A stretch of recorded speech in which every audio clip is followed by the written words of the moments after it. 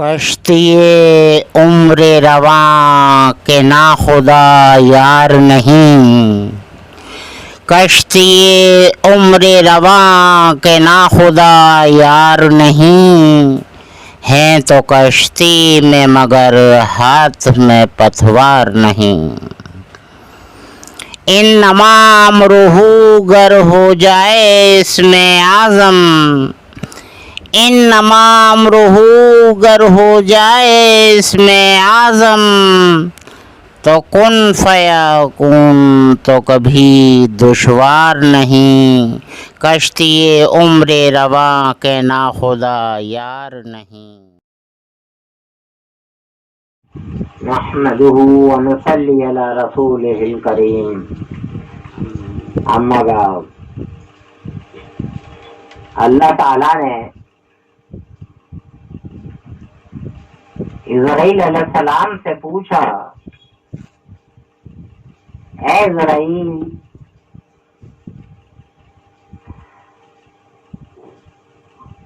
اسرائیل یہ بتلاؤ کہ روح قبض کرتے وقت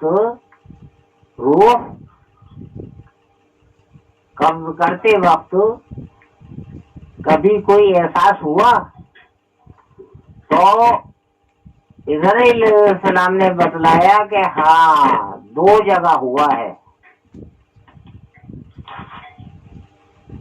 پوچھا ہے اسرائیل وہ 2 جگہ کون سی ہیں؟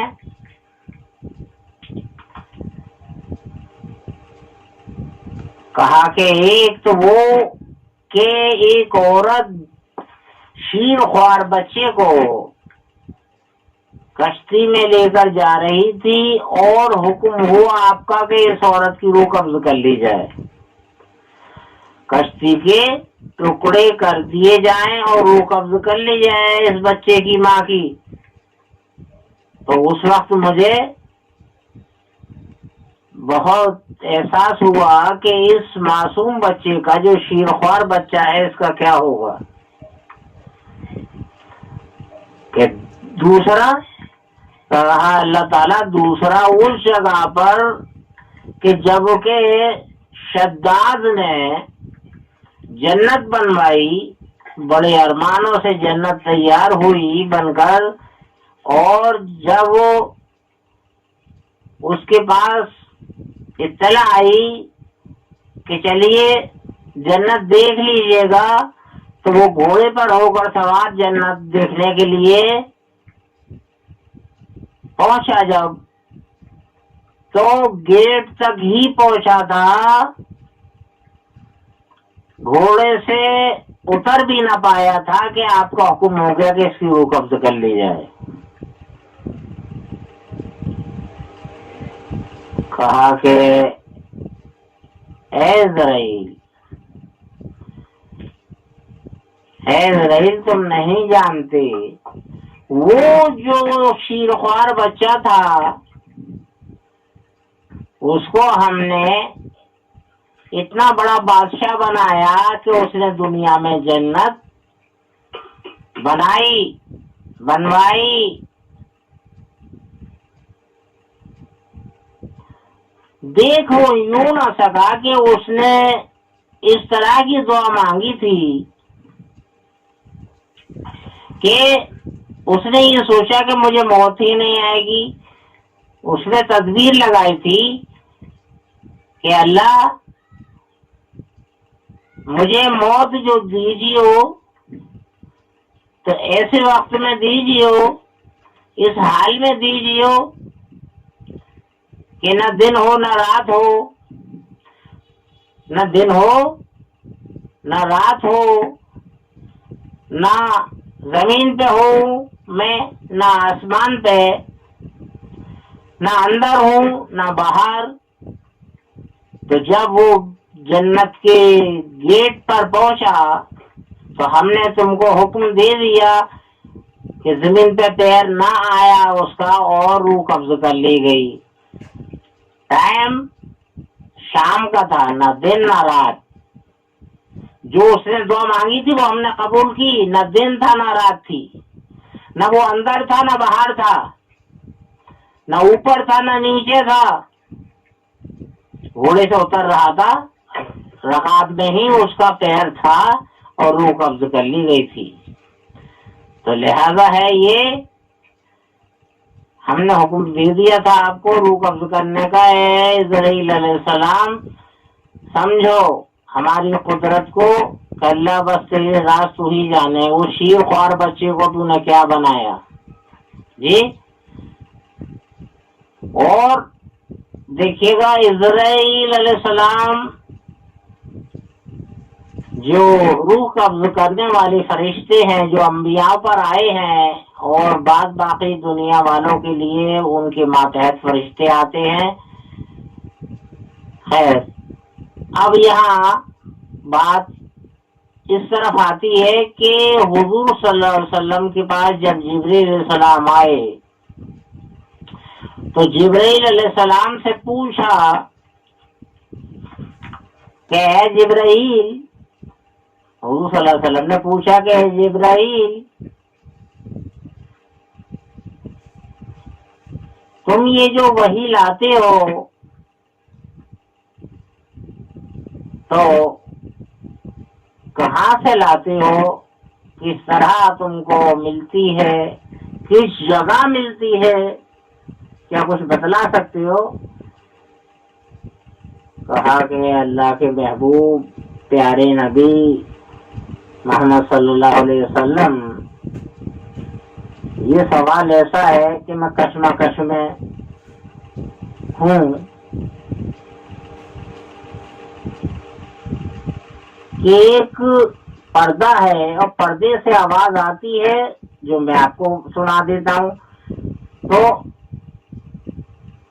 جبرائیل علیہ السلام سمجھ گئے کہ آج کچھ نہ کچھ ہو سکتا ہے کہ مجھ پر کوئی آفت ٹوٹے. بارہ بولے کہ اللہ کے پیارے نبی میں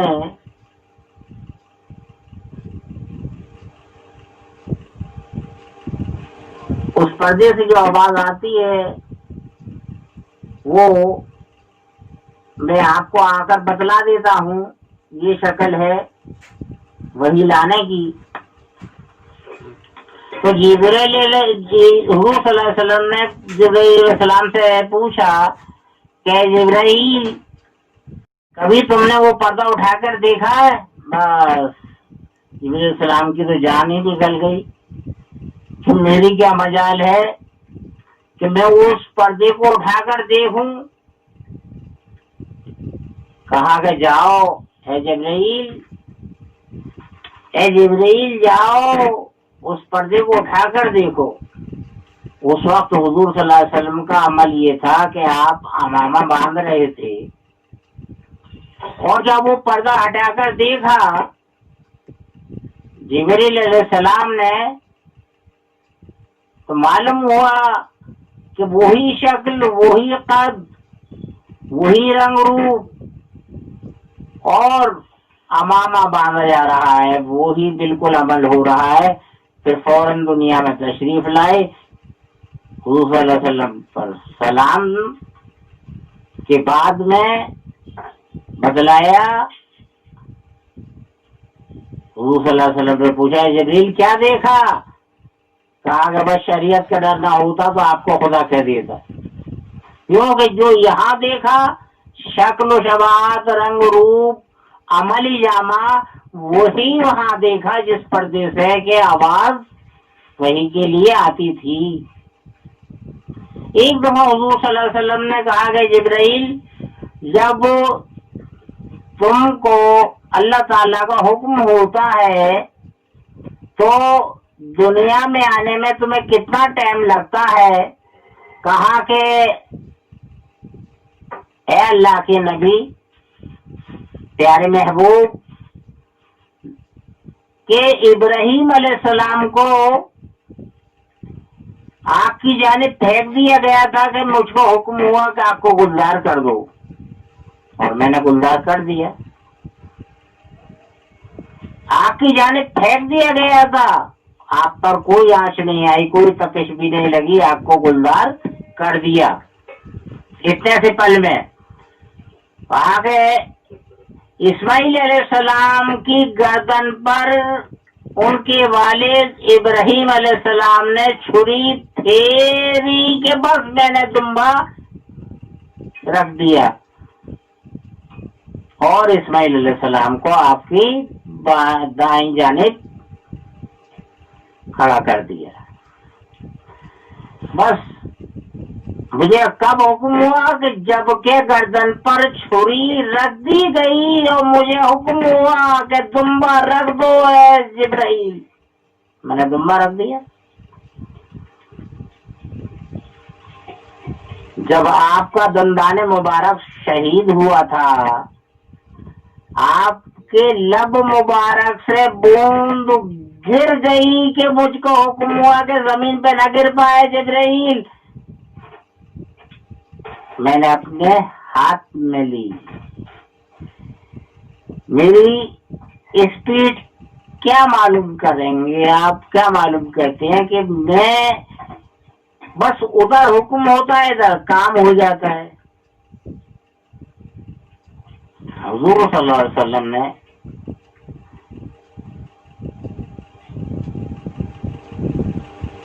بہت سی باتیں جبرائیل علیہ السلام سے معلوم کی.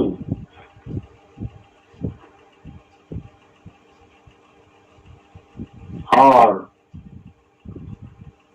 آپ پر جو وحی اترتی تھی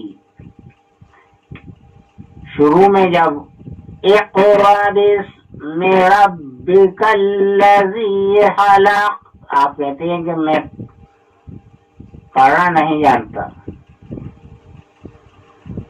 جبریل علیہ السلام نے سیدھے سے سیدھا ملایا اور آپ کے سیدھے میں اترنا شروع ہو گیا. اور شروع میں جب بالکل جبریل علیہ السلام غار حرا آپ کے سے بات کرنا چاہی لیکن حضور صلی اللہ علیہ وسلم جب آپ کو دیکھتے اتنا خوف زدہ ہوتے تھے کہ کانپتے ہوئے گھر پہنچتے تھے اور کہتے تھے کہ مجھ کو کمبل اڑاؤ اے خدیجہ مجھ کو کمبل اڑاؤ.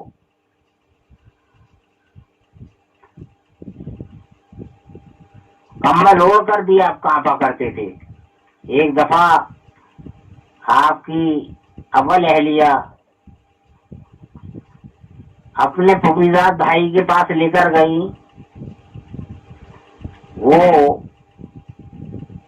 علم نجوم سے واقف تھے, علم الرمل سے واقف تھے, علم تہجی وغیرہ بہت سے علموں سے واقف تھے. وہ ایسے علموں سے جو سبا سیاروں کے ذریعے اور جو حقیقت بیان کرتے ہیں, حقیقت ظاہر کر دیتے ہیں علم.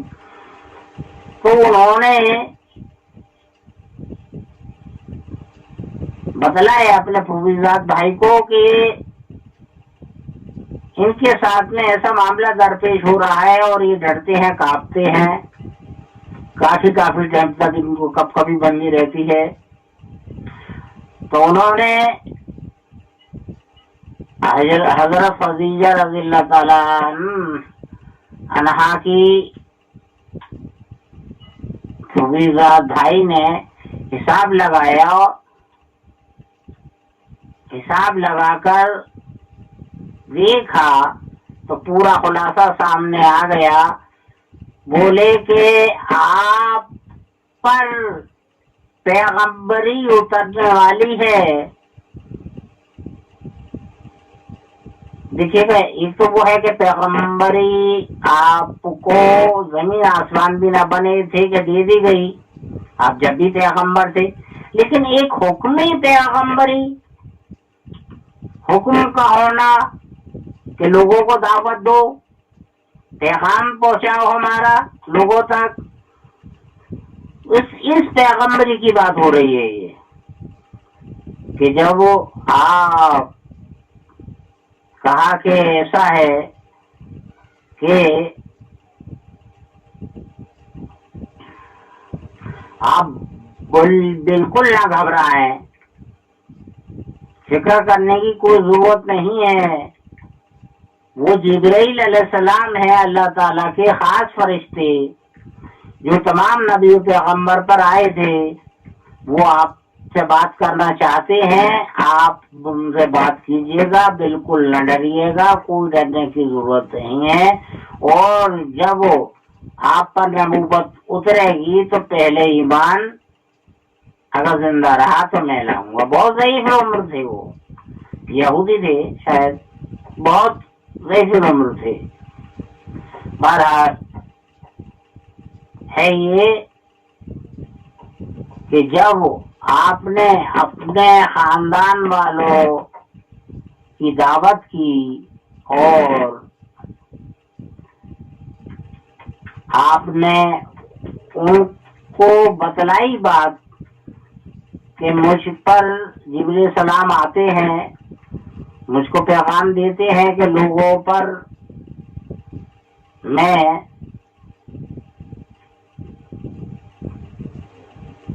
پیغمبری کروں، پیغام پہنچاؤں اللہ کا،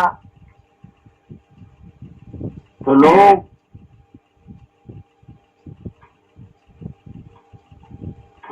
سوائے حضرت ابو بکر صدیق کے اس وقت لوگ اٹھ کر چلے گئے، اور پھر آپ نے پہاڑی پر کھڑے ہو کر کلمہ شہادت کی انگلی اٹھا کر کہا کہ اقرار کرو یہ لوگوں۔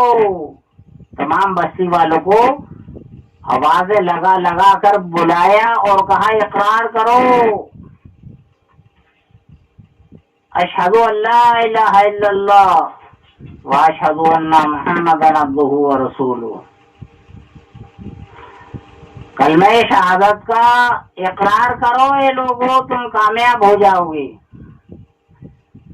لیکن خلاف ہوئے لوگ، اگر ایمان لایا تو ایک شخص جو خلیفہ اول ہیں حضرت ابو بکر صدیق رضی اللہ تعالیٰ عنہ، جو حضور صلی اللہ علیہ وسلم کے ہمیشہ قریب رہے، جب وہ خانہ کعبے والے آپ کو مارتے تھے، کفار مکہ مارتے تھے، تو آپ فوراً بچھ جایا کرتے تھے حضور صلی اللہ علیہ وسلم کی اوپر، اور تمام وار اپنے اوپر لے لیا کرتے تھے، یہاں تک کہ 2-2 3 دن میں ہوش آیا ہے آپ کو، اور آپ نے یہی معلوم کیا ہے کہ محمد تو ٹھیک ہے، بہت دیوانگی تھی آپ کی، آپ جیسا قربانی دینے والا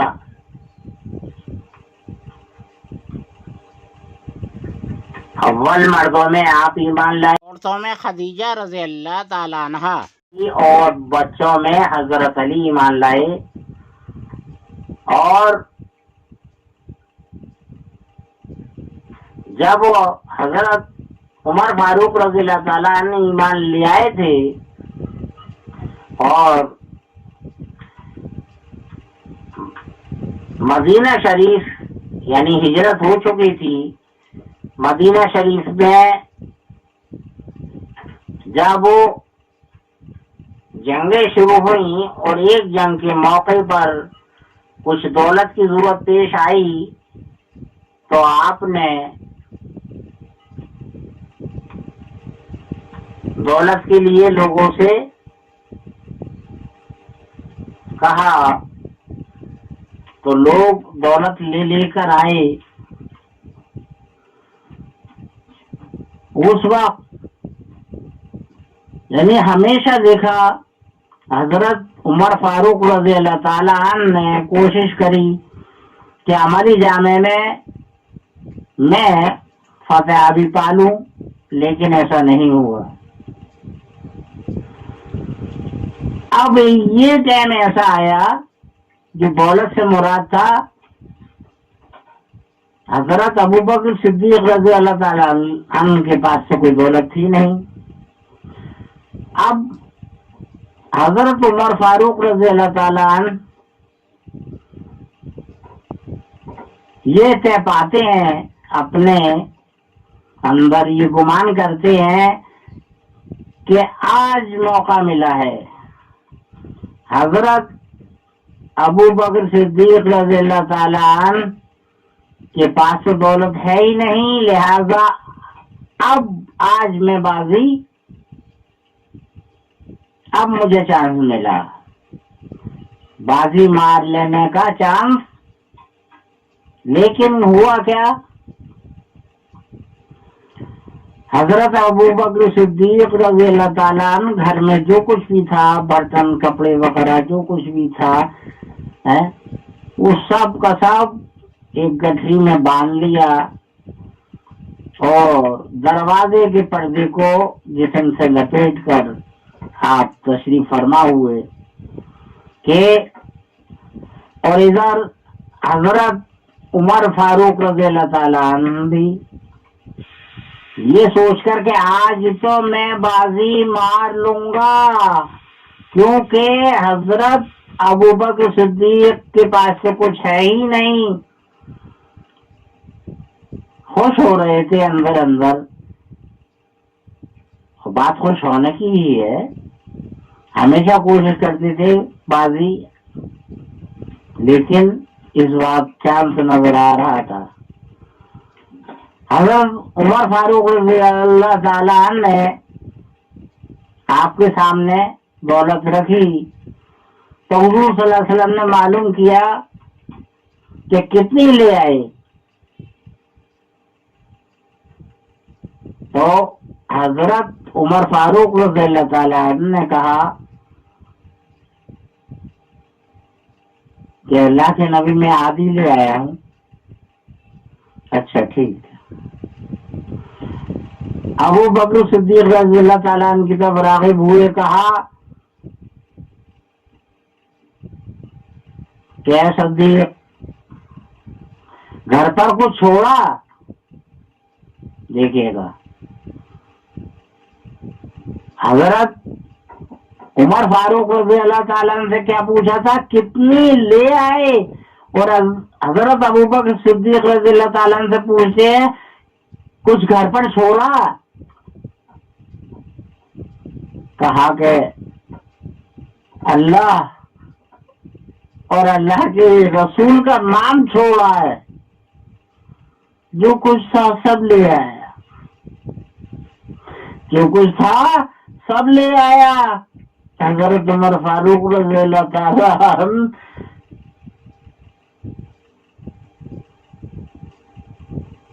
سوچنے لگے کہ آج بھی بازی ابو بکر کے ہاتھ میں رہی، میرے ہاتھ آج بھی بازی نہیں آئی۔ حضور صلی اللہ علیہ وسلم نے فرمایا بڑی بڑی قربانی آئے آپ کی، ہجرت میں بھی آپ ساتھ تھے، غار سور میں سانپ ڈنک مار رہا تھا، اس نے زہر تو نہیں آپ پر دیا، لیکن وہ کوشش کر رہا تھا، کیونکہ تمام سوراخ جو ہے وہ کپڑے پر دم کر کے بند کر دیے گئے تھے، ایک سوراخ باقی رہ گیا تھا، اس سوراخ پر آپ نے اپنا انگوٹھا لگا دیا تھا۔ حضور صلی اللہ علیہ وسلم آپ کی جان پر اپنا سر مبارک رکھ کر آرام کر رہے تھے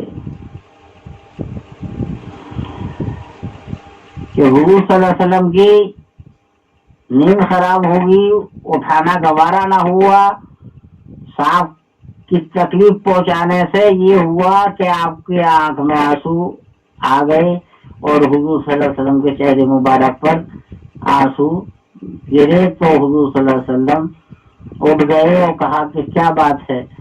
کہا کہ کوئی جانور ہے جو میرے انگوٹھے کو جو اس سوراخ میں میں نے لگا رکھا تھا وہ مجھے تکلیف پہنچا رہا تھا، بس اس لیے آنسو نکل آئے۔ دیکھا تو سانپ نکل کر آیا، وہ حضور صلی اللہ علیہ وسلم کا دیدار کا طالب تھا، اس لیے اس نے صاحب نے یہ عمل کیا۔ بارہا حضرت ابوبکر صدیق رضی اللہ تعالیٰ عنہ کی ایک قربانی نہیں، مکے سے لے کے مدینہ شریف تک قربانی ہی قربانی ہے، کس قدر گنائی جائے گی۔ اور حضور صلی اللہ علیہ وسلم نے فرمایا کہ جہنم سے اوپر جو پل صراط ہے، پل تو خیر نہیں ہونا چاہیے، صراط ہے، پل تو پیپر اردو میں ہے، جہنم کے اوپر جو صراط ہے، وہ صراط پر سب سے زیادہ قوی، وسیع،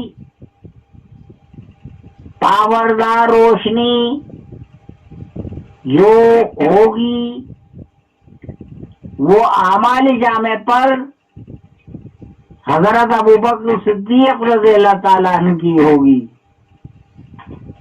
ہاں دیکھ لیجیے گا، حضور صلی اللہ علیہ وسلم کی صاحبزادی ایک دفعہ حضور صلی اللہ علیہ وسلم نے خلاصہ کیا تھا کہ اے فاطمہ، تم سے پہلے ایک لکڑ ہارے کی بیوی وہ جنت میں داخل ہوگی۔ کہا کہ وہ کیسے؟ کہ دیکھو جا کر اس کے گھر، جب وہ وہاں اس کے گھر پر دستک دیے جا کر تو اندر سے آواز آئی، کون؟ کہ میں نبی زادی ہوں فاطمہ۔ تو اس لکڑ ہارے کی بیوی نے کہا میرے شوہر نہیں ہے، میں اپنے شوہر سے اجازت لے لوں گی تو آپ اندر آ سکتی ہیں۔ آپ واپس چلی آئی، دوبارہ جاتی ہیں، دوبارہ جاتی ہیں تو اجازت لے چکی تھی لکڑہارے کی بیوی، آپ نے اندر بلا لیا تو منظر کیا دیکھا کہ چھوٹی بڑی ڈنڈی ڈنڈا، چھوٹی بڑی اینٹیں اور ایک ہانڈی پکی تیار ہے، دوسری پک رہی ہے، تیسری کا سامان ہے۔ کہا کہ یہ سب میں تو سمجھ نہیں پا رہی، آپ سمجھائیے کہ یہ تین تین ہانڈیاں۔ کہا کہ ایسا ہے کہ اگر میرے شوہر کہیں گے کہ مجھے فوراً کھانا چاہیے تو پکا ہوا تیار رہے گا، میں فوراً دے دوں گی، اور اگر یہ کہیں گے کہ ارے بھائی یہ کیا پک رہا ہے،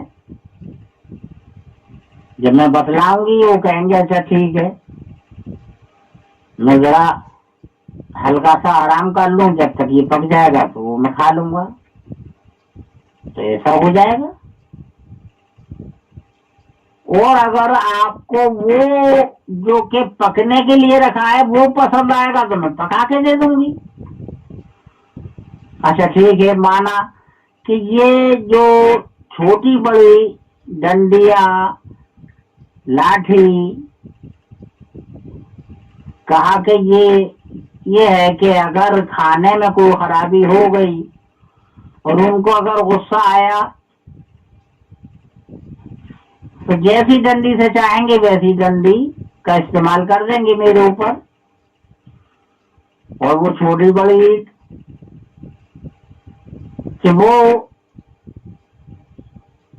اگر اینٹ سے چاہیں گے تو اینٹ پھینک کر مار دیں گے، چھوٹی بڑی جیسا چاہیں گے، ان کی چاہ کے اوپر معاملہ ہے۔ لہذا یہ سب کچھ دیکھ کر وہ وہاں سے آئی، وہاں آنے کے بعد میں کہا کہ واقعی جنت میں اول حقدار وہ لکڑ ہارے کی بیوی ہی ہے جانے والی، لیکن میں نبی زادی ہوں، یہ حق تو میرا ہے۔